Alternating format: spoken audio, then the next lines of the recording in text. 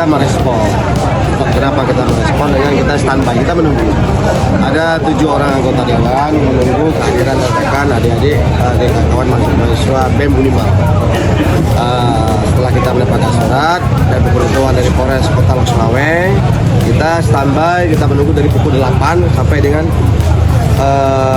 detik itu atau menit inilah sampai sekarang ini. Namun beberapa hal mereka belum menyampaikan apa petisi yang mereka bawa, apa pesan yang mereka bawa, apa yang mereka inginkan sampaikan itu belum tersampaikan. Karena apa? Kami menawarkan opsi yang pertama ada pengakuan, itu yang pertama.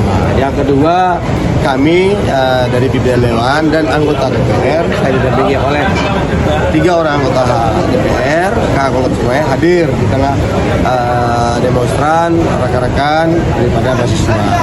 Namun tidak ada titik temu karena mereka memaksakan, jadi ingin memasuki halaman kantor DPRK.